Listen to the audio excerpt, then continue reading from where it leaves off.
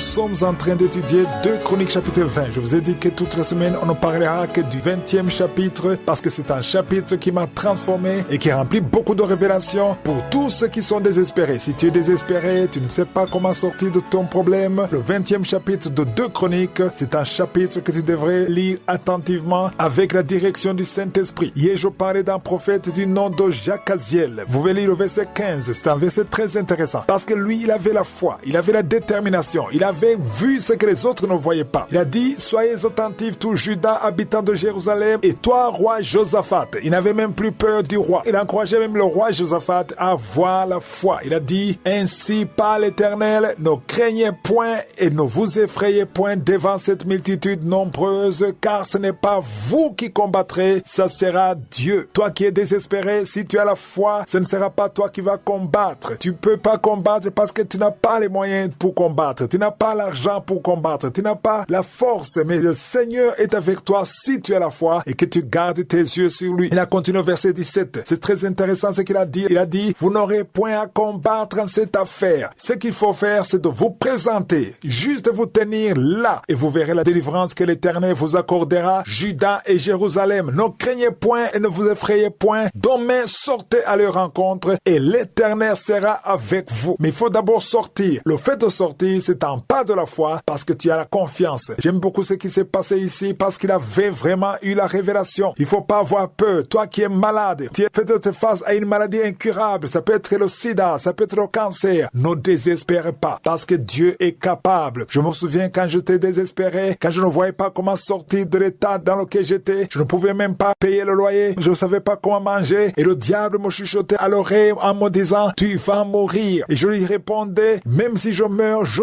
vais au ciel parce que j'étais déterminé. Parfois, il faut savoir comment répondre au diable. Le diable veut que tu te lamentes, que tu sois découragé, que tu dises que c'est fini pour toi. Non, il faut pas céder. Il faut résister avec la foi. Ce prophète, le prophète Jacaziel, il marchait par la foi et non pas par la vue. Parce qu'il n'y avait rien de concret qui montrait la victoire. Parce qu'ils étaient encerclés par les ennemis. Mais ce que j'aime beaucoup, c'est le verset 20. Le verset 20, le lendemain, ils sont mis en marche du grand matin pour le désert. À leur départ, le roi Josaphat se présenta et dit, écoutez-moi, Judas et habitants de Jérusalem, confiez-vous à l'Éternel, votre Dieu, et vous serez affermis. Maintenant, c'est Josaphat à son tour. Il est rempli de foi, il encourage tout le monde, comme moi, je suis en train de vous encourager. Il a dit, confiez-vous à l'Éternel. Autrement dit, il voulait dire, ne vous confiez pas dans notre armée parce que l'armée est incapable. Il a dit, confiez-vous à l'Éternel. Toi qui m'écoutes, ne te confie pas dans l'argent ou dans l'intelligence. Confie-toi à l'Éternel, ton Dieu, et vous serez affermis. Au verset 21, c'est le plus intéressant, le verset 21. Il est dit, puis d'accord avec le peuple. C'est-à-dire qu'il était d'accord avec le peuple. Josaphat et le peuple avaient la même foi. Parfois, c'est difficile d'être avec les autres, avec quelqu'un qui est incrédule. Parce que quand tu lui parles des choses, lui ne croit pas. Mais Josaphat, il a réussi à convaincre le peuple. Il était d'accord avec le peuple et nommal des chantres qui revêtus d'ornements sacrés et marchant devant l'armée, célébraient l'Éternel et disaient, louez l'Éternel, car sa miséricorde dure à toujours. Ici, il y a 2 choses. Je vais attirer votre attention sur 2 choses. La première chose, c'est que les chantres ont marché devant l'armée. Autrement dit, les 3 armées qui ont attaqué Juda, c'est-à-dire les Moabites, les Ammonites, les Maonites,